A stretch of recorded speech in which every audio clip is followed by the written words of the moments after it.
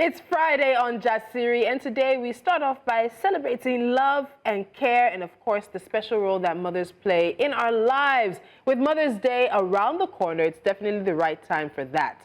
Plus, we're joined by a very special guest. I had her name here, but I'm taking it away. She took Nigeria's flag to the 7 continents of the world in 71 hours. If you want to know who it is, you have to stand by because Jasiri starts now. Ladies, you know when I get all giggly like this, I have good news. I have good news. It's all right. I was waiting for your... For my giggling, one is Friday. I have a cold. I'm ready to go home and sleep and let them pet my head and give me pepper soup. But so, on the side note... Are you one of those that when they pet your head, you sleep? When they rub your head, you sleep? Totally. Are you? Yeah. But back to the conversation of the day. Mother's Day is around the corner, and I'm so excited because I get to share something special. Please tell Tolu not to let the cat out of the bag yet. Which other cat? The cat that is already out. The cat that I'm already is running around in the studio. So you want to think I'm the problem, but it's Lola that's actually the problem. Anyway, mothers, I'm going to say Happy Mother's Day!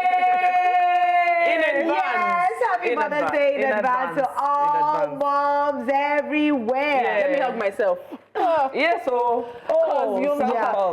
a mother, it's not an easy work. Wow. But really, what are you all doing on Mother's Day? Catherine, what would be your activities for the day? I don't think I have anything planned. But you said the kiddos were coming home. You shouldn't have anything planned. They just leave. My sister.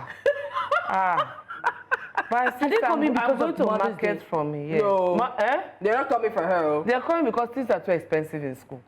I'm telling you. My son called me and said, Mommy, I think it's too expensive. As if he was afraid that the more he stays in school, the more he spends his money. But it's okay for you to be the one to spend. Do you understand? That's it. So they're coming. So I'm going to market for Me, for you. I have no plans. I know they have no plans for me either. So I would definitely wake up, cook yam and egg, lie down, Netflix. Those things so. Maybe I'll go to church in case they give women. I have somewhere you might go, but let me tell you. Okay, continue. I have one movie premiere in the night though. Okay, so but your somewhere day in is free. between, you might be somewhere.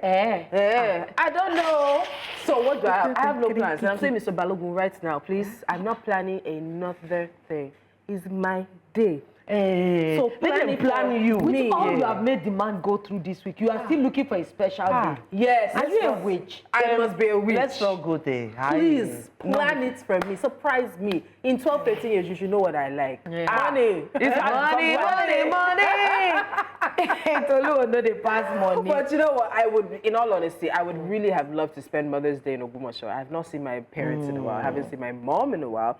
And I really would have loved to spend Mother's Day in Ogbomoso because I'll be there. She'll spoil me on Mother's Day. Because me too, I'm someone's daughter. Yeah, honestly, that thing, sometimes you forget that you know, now that we're grown and we're mothers ourselves, it makes it sometimes you forget all about you. Sometimes I call her, I'm like, Mommy, I'm tired. Yeah. You know how much I miss my mom. Call me, it's okay. Yeah, I remember my mom of blessed memory. She would come upstairs, she would ask me when I say, Mommy, okay. Mommy, you could have called me. I would have come. Before I know it, my mom has gone downstairs, made pap. She'll bring it herself. I think mothers, I think as you grow older in the game or in the game of motherhood, for lack of a better way to say it, I think because you've taken care of children to grow, I think because you've taken care generally, it becomes a natural part of you. You just want to continue to take care. Exactly. Well, we need to pause. Let other people I don't think we know how to pause, especially as we grow older. No, because the next generation know how to pause. They only want to take care of themselves. But it's fine. It's fine. It's a time. I think it's a time in everybody's timeline of life, you know. Yeah. But I really was thinking of. I was thinking of buying my mother and sending her flowers. But flowers? But I'm not going to do flowers. I'm actually going to do something else. I'm going to be gifting my mom something really, really special. I had a conversation with her this week, and all of a sudden she's mentioning someone I personally I've heard of him, but my mother knows him, Asher Kine. Your mother knows Asher Kine? My mother knows Asher Kine. She actually loves watching his videos. I hope I meet him more and he tells me to go to supermarket. So I'm going to get Asha Khan to actually send my mother a happy Mother's Day. But you know, I'm not doing it by myself. I have long legs, though. I have long legs in this industry. Can you imagine? But my legs are not as long as the people who are making it possible. I love it. Well, I'm actually surprised. Well, the truth is, in the era of the fast-paced social media that we are on now, I didn't think, you know, the older generation would be aware of Asha Khan. Yeah. I know that some people I follow on social media who give. They give wholeheartedly and it touches you. Yeah. But I think it's something we have to imbibe on a daily basis. Let it be a part of us. Everybody, kindness cannot go out of fashion. Yeah. Just be kind. Just So for Tolu, once, think about other people and not So yourself. I know all this joy you are having. If it's coming from your pocket, I know it cannot be this joyful. What's the meaning of that? So, Joyful. No, how are you affording? We adore. Have you ever met Asha Khan? And I know that you don't have him on like speed dial. He's not Ashaka, it's Asha Khan. Asha Yes. Khan. Please get it right. Huh? I've Yeah. never met him. Okay, let me confess. Confess. Because she wants to out me in public. It's not your fault. Anyway, it's not me. It's the people at Indomie. So am I not capable? No, because, you know, Lolo, she alluded to, I have Longer long legs. legs, but there are people We have who- longer legs. You have longer legs. So let me tell you guys, it's actually the people at Indomie who are making this possible, and they're giving everyone a chance to share a personalized Mother's Day message to their mommies. Aww. So the message can be from Asha Khan, it can be from Bimbo Ademoye, or it can even be from Auntie Shafi. Auntie Shafi! I knew that's the one she was. Oh my God! Oh, Indomie, that is so intentional. Yeah, it's beautiful. And I love it a lot. Yeah. It's so thoughtful. You know, sometimes when you do this, imagine if my sister, I just ask Aunt Shafi to just send her a personalized message. The way my sister will come, your mom today will call me up. And then pray for you and then long. Yeah, I'll just give her that my two-finger dance. And you know, it's so thoughtful. And I think it works because your sister is standing in the gap of your mother. Yes, you now. know? And I think that's the beautiful thing we particularly see with Mother's Day. There are so many women who have acted the role of mothers for so many people, be them aunts and big sisters. My big sisters did that. Yeah. Aunts did that. Friends did that. Older friends. And so we celebrate all of Yeah. it. What do you think? It looks like Kat is lost. Honestly, It's I'm when you like, said- oh my God. It's when you said when you said standing in the gap. yeah. It just made me realize how many people are standing in the gaps that they're not even aware of. Standing Don't in the worry, gaps. we lost our mommies. We hold our heads in solidarity. You know how people say, you don't have to be a mom. You don't have to born Pekin to be a mom. You can just mommy, you know, you can mommy somebody else and you can, sometimes the people who mommy these other people don't know what they've done to the people who are mommies. Who are mommy. You're being there for them. There's When you nothing said like going through mommy, life. it's now making me think another thing. No. Yeah. Kat, continue. Look at okay, mommy one. It's so right. Where are you Is there any physical celebration? Please. Yeah, Kat. well, Because I know that it can't just be greetings alone. Yeah, I don't like this story. Okay, so, all right, so ladies, let's just celebrate Mother's Day at home. After the show, please, we can go to ICM, Alausa, Lagos, here in Nigeria. Indomie, not everything bad news in this country. Sometimes let's be happy. Let's just So eat something. Indomie is rewarding moms on Saturday and Sunday. I mean, that's the 29th and the 30th of March. Lots of goodies are to be won. I like when they say lots of goodies. Can we actually really win the goodies? And let's come up with very interesting shows that we can say, or questions, or game, or whatever. Let's just be... Let's be goodified. You know how people scroll the streets of Instagram to be happy and run away My from the sister, problems? me that I have no plan. Oh boy! I better share details so that me, I can send my personalized And it's message. right there. And I want to come to. Okay, so the details, because I'm the one who holds the keys to the kingdom right now. Oh, the wow. easiest part of all of this is that we need you to visit indoming.ng/Mother's Day. That's doime.ng/Mother's Day, one word, to get your own personalized messages. I wanted to spell it out so I make sure nobody It's so misspells easy. it, okay? Indomie.ng/Mother's Day. You'd be surprised. Because say you go night school. No, you went. You'd be surprised at how some people don't know. It's not so hard. So, if you're just joining us, don't forget that you can send your mother a personalized message from her favorite celebrities when you visit, again, www.indomie.ng/Mother's Day. There will also be an in-person event at the Ikeja City Mall to celebrate mothers. Please don't be left out. All right, so today we're doing something different on Hot Topics Special Friday. While we still have a special, in fact, history-making guest, we're not going to take on the week's Hot Topics before the adventures of our guest and Guinness World Record attempt are Hot Topics, all on their own. So without further ado, ladies and gentlemen, meet our Hot Topics Special Friday guest.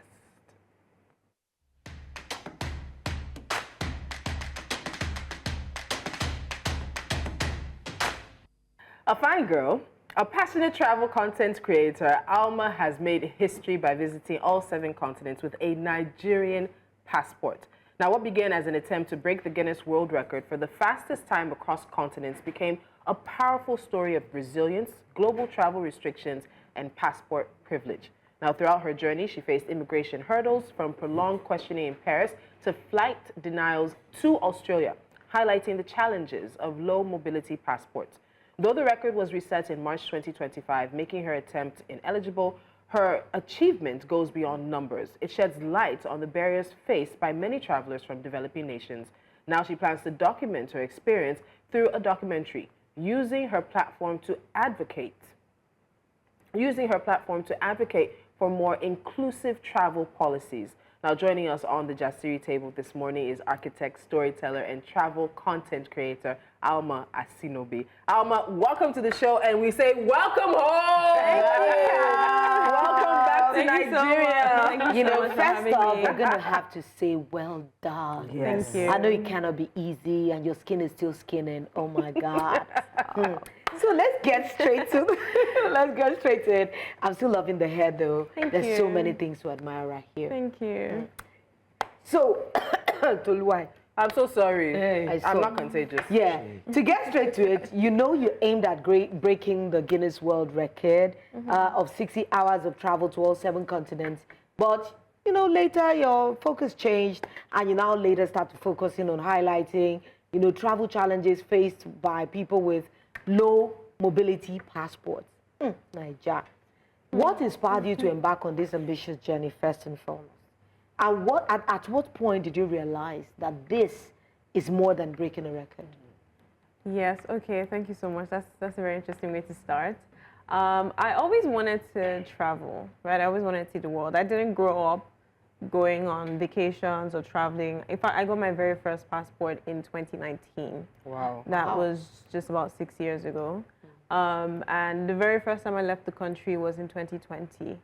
I started that year and I thought, oh, I want to visit one country every quarter, so 4 in the year. I was a student and I didn't have enough money. I'm not sure where the money was going to come from. But I was like, yeah, I want to do this, you know, one of my New Year's resolutions.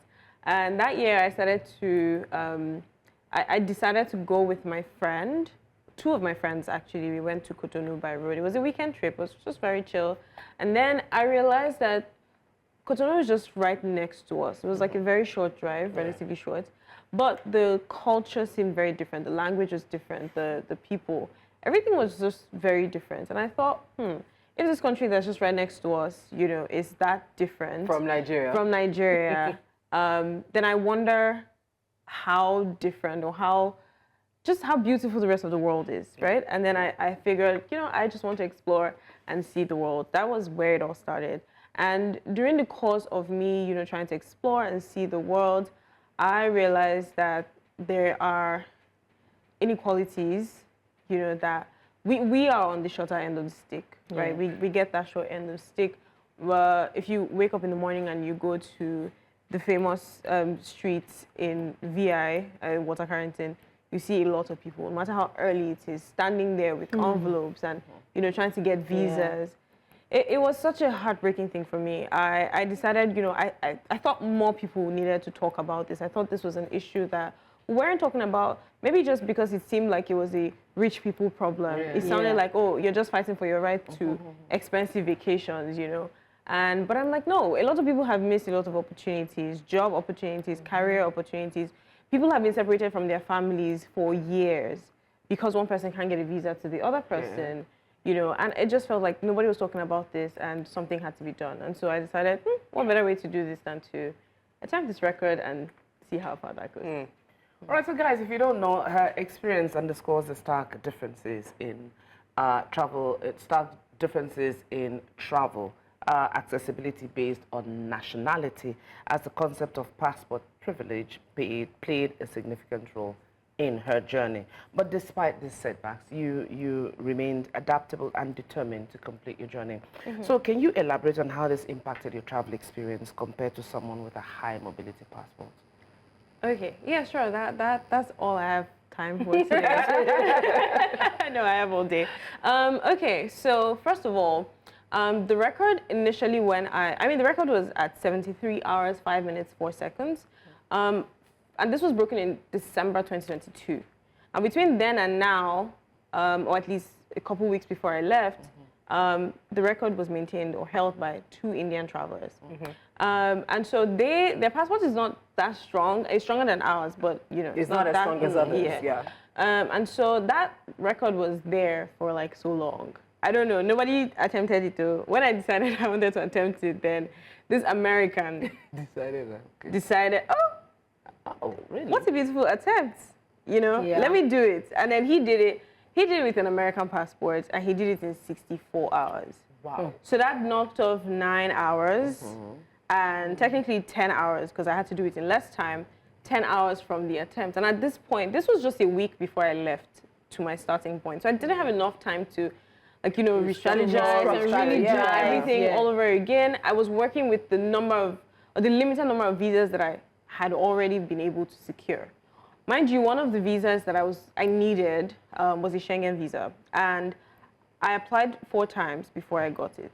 Like, I got it on the 4th attempt. I was waiting for that. Yeah, it was something. Another one, Australia, just because one of the rules. The same for country for GWR. Schengen, you just kept going back to the Schengen? No, I tried the first country, they refused. I tried the second country, and then I was like, oh, maybe I should try them again. I tried them again and they refused, and I tried the third one. And I can tell you for free which country what would be in always there tends to annoy me is not that they refuse, is giving people information. Because Yes. sometimes it's a very minute issue that people That can could be fix correct. and correct. But the refusals oftentimes just say you're refused, and people are left wondering, having no idea where they stand. I'm so sorry. Continue. Yeah, and it's very heartbreaking because then you have to pay again. Yes. And it's very shocking. I saw today that as of April 9th, the UK has increased their visa fees, their visa application fees. And this is the second increase in, I think, a year. They've done that very recently. They just increased.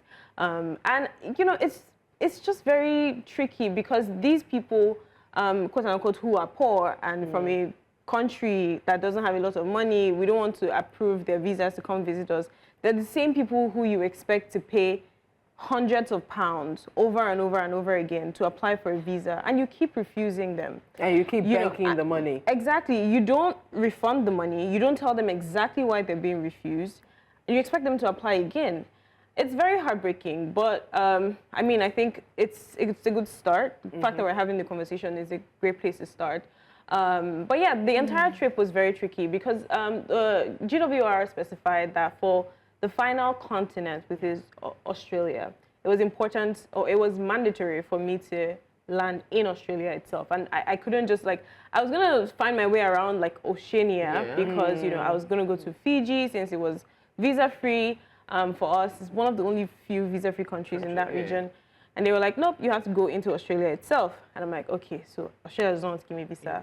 What am I going to do? So we're going to pick up from there because this was that's your countdown when you touched down in Sydney. 71 hours, 26 minutes, 25 seconds and what, 50 nanoseconds? I don't know where we count that. But that was when you finally touched down in Australia. But getting to Australia was an issue. It was. Because you were in Dubai and you were trying to go to Perth. You weren't even actually going to Sydney. You were going to Perth in Australia. But Dubai said they had to confirm your visa. And they kept you waiting for an hour and a half or a little bit more missing your flights, making it literally damn near impossible for you to be able to finish this in time. It definitely affected your time. So your journey showcased the difficulties of traveling with the Nigerian passport. And there are a number of immigration issues, but we can start with this particular one at the last leg of the trip. They had to call Australia to verify your visa. The visa was in your passport, was it not? No, it was an e-visa. It was an e-visa, which you showed them. Yeah, and I showed them. And they were like, oh, just step aside for a bit. So I stepped aside. People were boarding. Only you? Yeah. As usual. It's not like I'm not used to it. Like, it's a normal, like, oh, just go to this side. Okay, no problem, no problem. I moved to this side. I didn't think the consequences would be that grave. Like, I didn't think it was going to get to that point where, because it's a normal, oh, just step aside, you know, like, I'm used to it at different borders, right? And I just felt, you know, I've already come this far. This possibly cannot happen. And I stepped aside, and then they kept calling, and then they kept sending like WhatsApp messages. They're like, oh, this is the Australian, I think it was border police or something like that. And they're like, oh, do you have a return ticket? Do you have a flight? Whatever. I showed them. Oh, where's your passport? I gave it to them. Oh, they'll come back and say, oh, do you have a hotel booking? Or, you know, those kind of things. So they're just asking me for different things. And I'm like, guys, we need to wrap this up. I need to be out of here, right? I need to be on this flight. I didn't think it was going to get to a point where, like, I would not be on this flight. I don't think I've still, like, taken it in. Like, what was that? You know, I'm like... And it was at no consequence to them? None. They were like, oh, you know, we have to get confirmation from them first. And because of the time difference... Who are also boarding the same flight? I don't know. I think... Honestly, I don't know. So they just kept doing that, and I'm like, okay, so like, what's happening? Because this is, I thought maybe at some point they would just give up and say, okay, have your passport, you can board. Maybe I'll be the last to board. I don't mind that, but you kept me here for so long, and the man was like, oh, it's beyond him. You know, if they don't get the confirmation from over there, they will not be able to let me board the flight. And then I was there, and then the people were calling him from the flight. They need to shut the doors. They need to go. Blah blah blah. I'm like. That's how I was like, oh, I'm sorry, ma'am. Can I let you on this flight? Blah, blah, blah. And at that point, I broke down in tears. I was weeping. Because so Perth was just going to take 10-ish hours, right? The flight was just going to take 10-ish hours. And this was 9 a.m. Dubai time. I could have maybe, like, narrowly, but there was a chance. And so when they just said, no, I'm like, they're like, oh, don't worry, that there's another flight. I'm like, it's not about another flight. Exactly. It's not about another flight. I'm like, you didn't tell them you were attempting. I told them, I showed them the counter, the timer on my phone. And I'm like, I need to get here. And they're like, oh, there's no way they can, da, da, da, da, da. And I was like, okay. So at that point, when I just came to terms with it, that, okay, this is not happening. They're like, oh, that what he can do for me is that he can put me on another flight.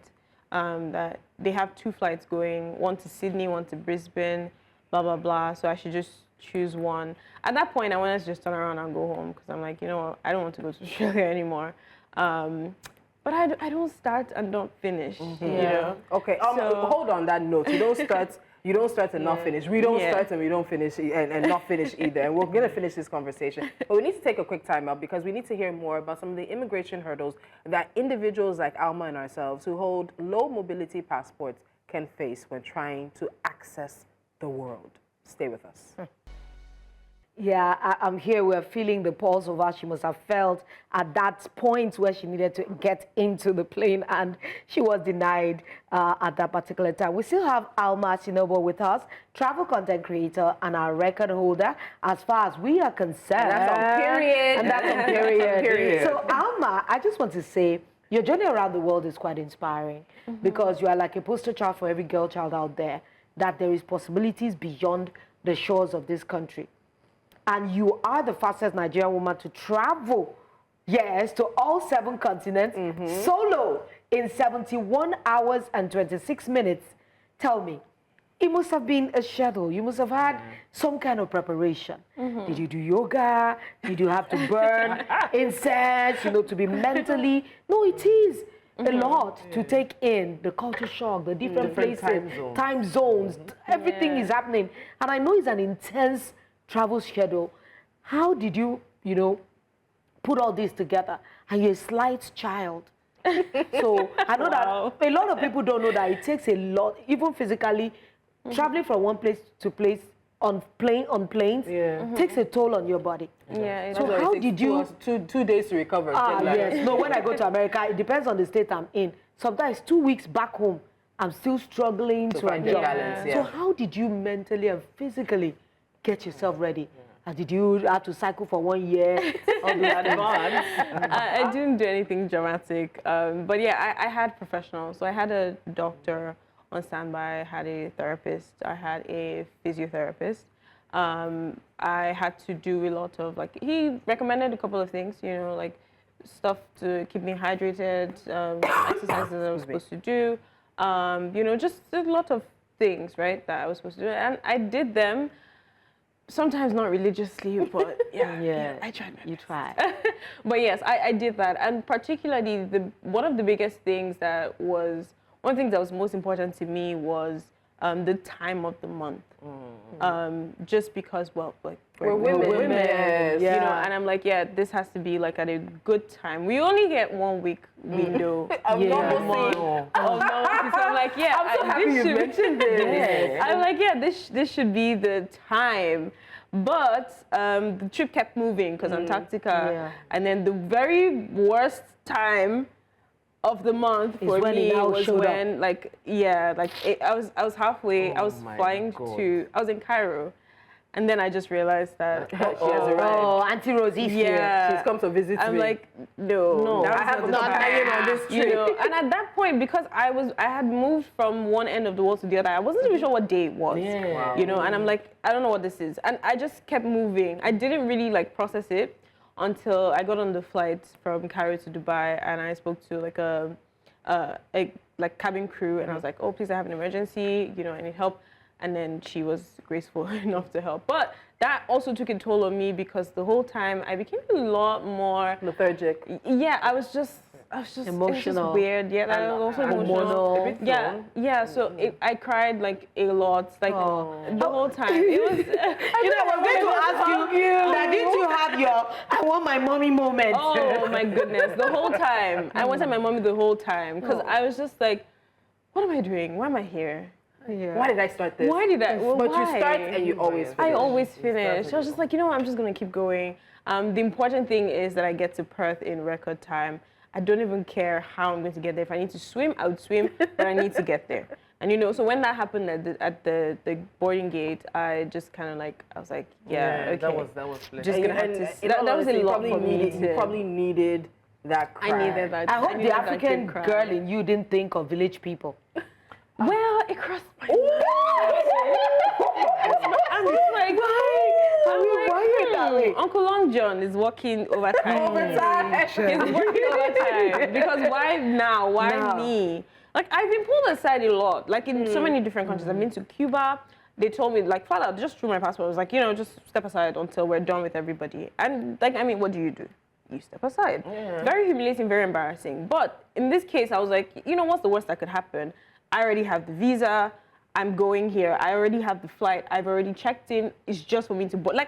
See me see the plane. I can see it right I there. can imagine. And I'm like, okay, yeah, this is hard. But that was actually very hard. And the officer at the gate there was, I had told him everything, and I was just weeping, and then he was just like, okay, we're going to get you on another flight. That's just consolation. It's consolation, but and he didn't have to. Because but he didn't have to do the other thing too. Yeah, he didn't have. But it's easy how they just divest themselves of responsibility. Oh, it's it's like no, and this person is above me. It's above me. It's above me. But are you not even very happy? Imagine if that happened on our own borders. You even got help. Some people are even pressing computer to try to help you.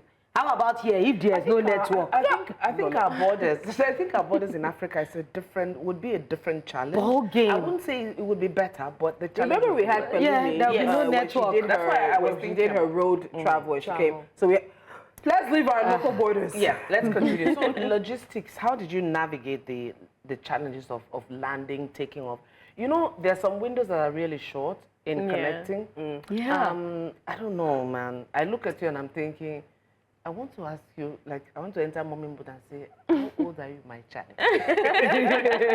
Like, how old? Because, listen, taking off from different continents, turnaround time, it's crazy. How did you manage logistical aspects, coordinating your flights and just being present at all? Because there were some footages that you shared with us. You were there looking at you know when you go to look at Your boarding gate, boarding flight information. gate, and you know you have to go. And sometimes the airports are so big, Overwhelming. You have to go from one end literally to To the another end. other. Oh, it's A57. Jesus, and I'm in J. A57 could be like a kilometer. Voila. And then this thing they say Yes. about where they land planes, it would probably have only have happened that on the Nigerian or the Cairo leg, where they tend to land planes from the African continent or maybe from sub-Saharan Africa. yeah. And sometimes you're in a completely different hangar. yeah. And you're walking And you have on to- this side. Oh. But you'll answer that in just a moment. Keep that question in the cooler. Or should we don't say forget it. on the runway? Let's keep it on the tarmac. We'll take off with that question in just a moment. This is Just Series. Stay with us.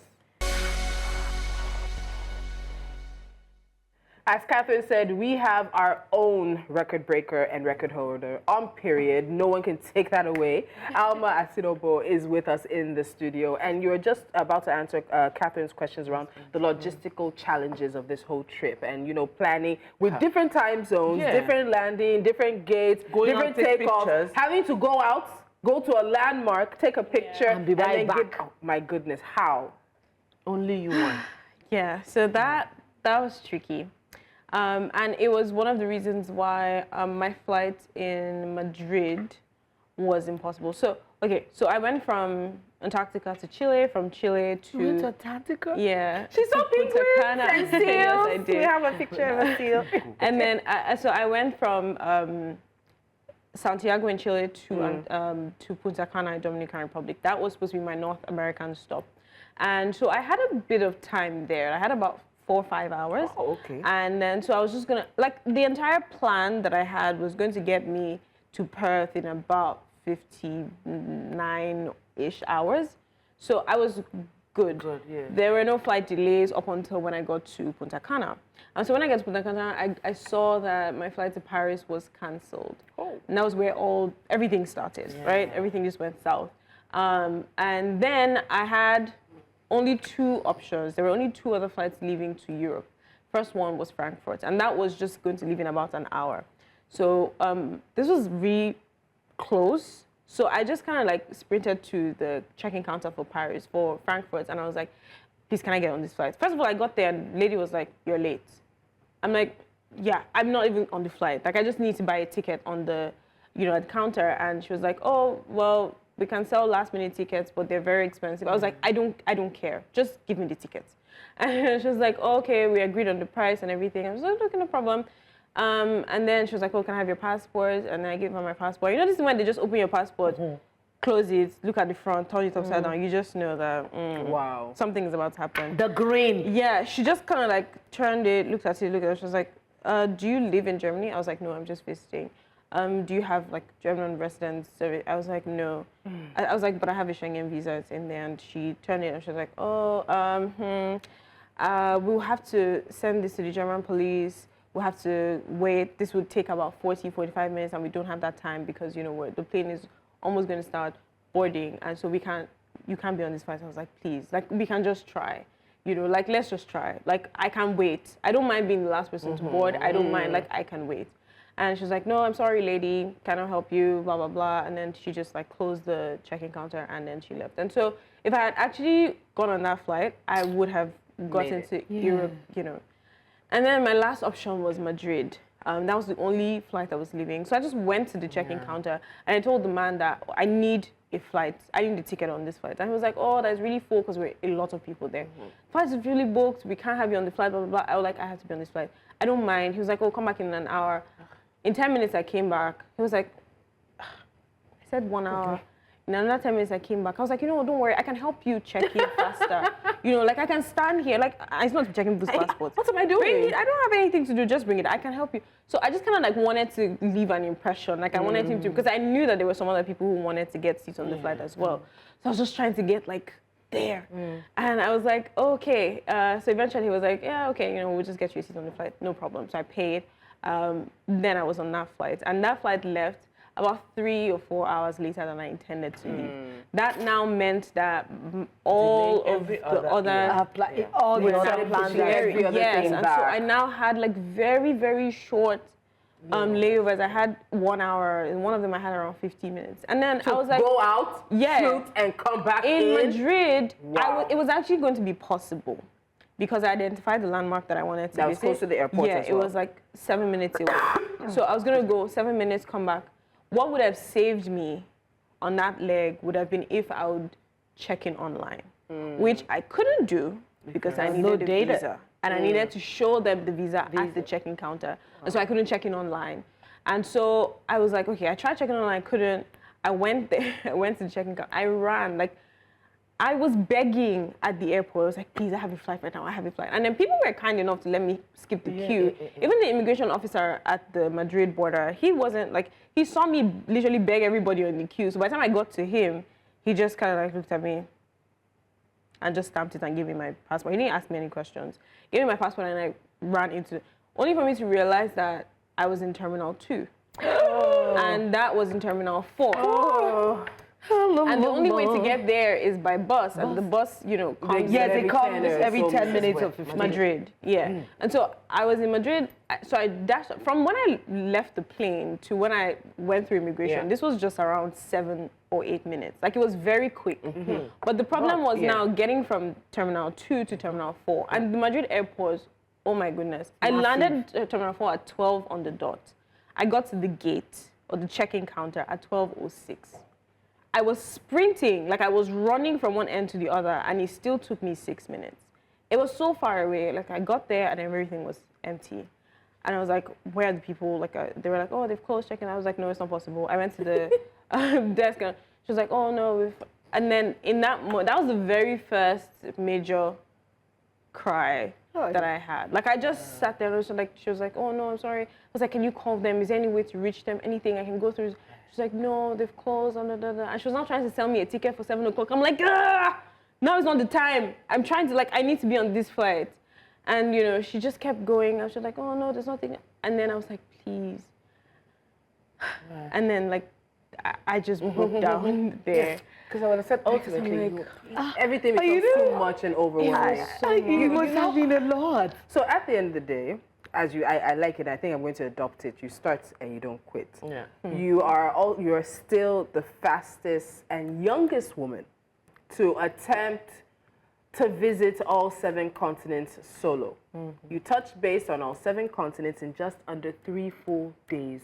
I don't think we understand that 71 hours, 20-something minutes is just under 3 full days. My sister, do you have malaria? Your head is aching. She hasn't slept yet. She came back into Nigeria yesterday. So we're going to give you a break. Because of that, let's just give you a break right now. We'll give you a break and we'll continue after this. This is Jassi on a Hot Topic special Friday because our guest is Alma Asinobi, and she is the youngest and as well right now the fastest woman to attempt to visit all 7 continents solo. And she touched down in all 7 continents in just less than 3 days. But my big question here is, we've talked a lot about your journey. I want to talk about the perspectives and the lessons from it all. This journey has probably been very unique. There are going to be very limited number of people who ever have this experience in their lifetime. But I think it's also probably been very eye-opening for you as well. So looking back, what was the most eye-opening moments from this journey, whether it's about global travel? I don't even think you didn't have an opportunity to experience cultures per se. You touched in, looked for a landmark, took a picture and left. So in terms of global travel, in terms of passport privilege, in terms of low mobility passports like the one that we have for as Nigerians, unfortunately, what are the perspectives? What are the things that you saw that are really telling you that things have to change? So first off, I met someone on the flight that I was on from when I was going to my starting point. So I was heading to Chile, Santiago. And I sat beside this lady. Her name is Jenny. her name is not Jenny, but that's just her name.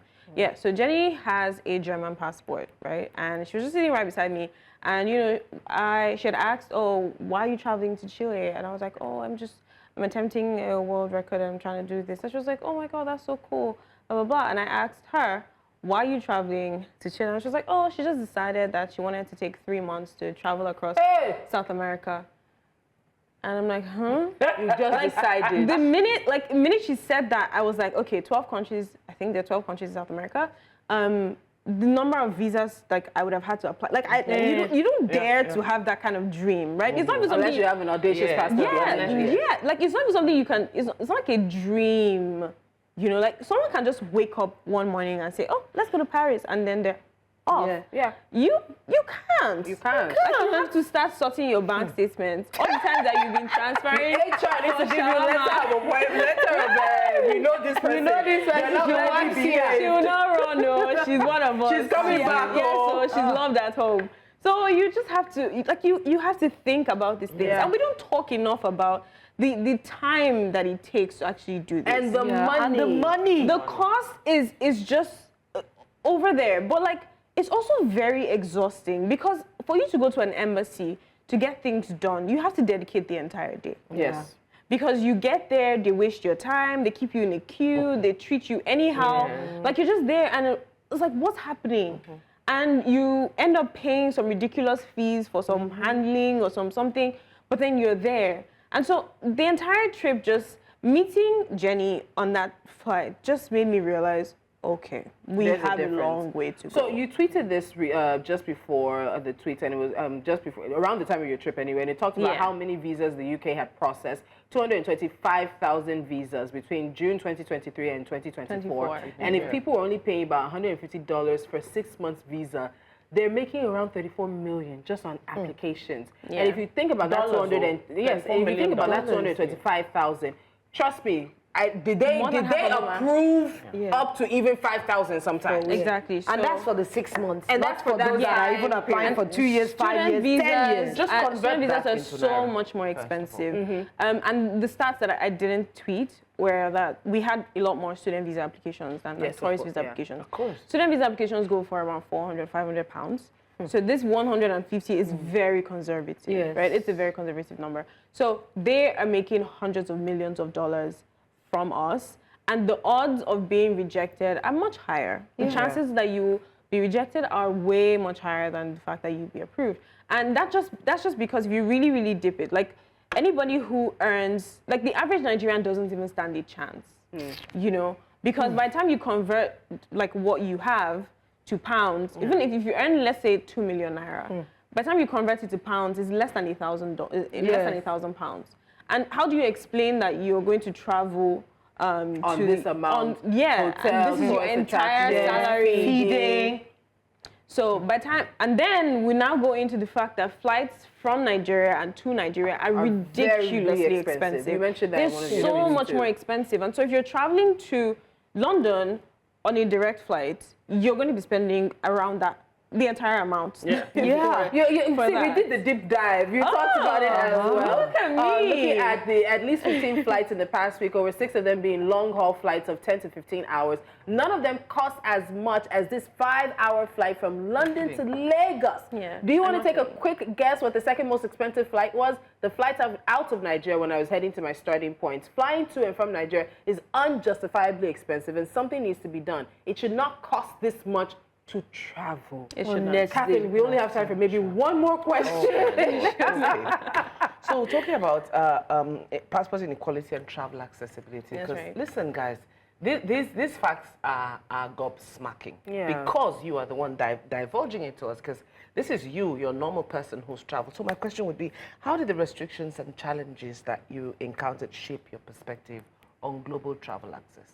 And I've told me I have a lot of things to say. And a lot, because of time, I'd add, what would you like to see change as well because of the personal experience you have, because we don't have so much time? I generally just want to see us be, more welcome abroad. I think a large part of that would have to be played by our government. We need better diplomatic relations. We need better relationships. We need to we need reciprocity, because if you really think about it, visa reciprocity. Coming into Nigeria, I've seen a lot of people complain about how hard it is to get Nigerian visas. Let's even be honest, even our own e-visa something doesn't work. I think they recently changed the structure around that as well. So when you treat other countries with some kind of, I would say, it's easy for us to just say, oh, they don't give us visas or everything, which they don't, like, and it's a problem. But we also have our part to play, because these things are not, we can't be parasites. We have to, it should be a symbiotic relationship. It should be, you give and take. So we need to do that. On the side of, the government, we need better diplomatic relations. And on the other side, like Nigerians and people who go to these countries, I saw something about the US and the number of people who had overstayed certain visas. And a lot of them were Africans, from African countries. And I'm like, yeah, the US and a lot of other countries overstay their visas as well. People who don't really need to get visas, they don't even know anything about, whether they're supposed to stay for 10 days or 30 days or whatever. They just overstay. But a lot of these people, were Africans. And I'm like, yeah, okay, so we need to also do our own. We need to behave better. On our own side, we need to behave better abroad. But I think most of it is in relation to diplomatic relations and how the government needs to, step in to make things easier for us to travel. And while she may not have gotten the Guinness World Record about fastest travel time to all 7 continents, she is looking to set another world record, right? About the flag that has traveled to all 7 continents with the most signatures. Yes, the most signatures on a single piece of travel memorabilia. The most signatures on a single piece of travel memorabilia, because Alma took the Nigerian flag to all 7 continents. It's now a piece of travel memorabilia, but now we need to sign it because we need that record, right? Yes, we do. All right, you can follow her and she can give you more details, but our time is up for now. Alma, thank you so much. I love thank you. I told you. I told them that you would love it. I told them. Let's go. We have to go. We hope you guys have had a fantastic week, and our promise to you, daring conversations, the issues that matter to you, and of course, great conversation right here on Jasiri. We'll see you at 10 a.m. West African time on Monday. Have a pleasant weekend, guys. Yay! Bye. Bye.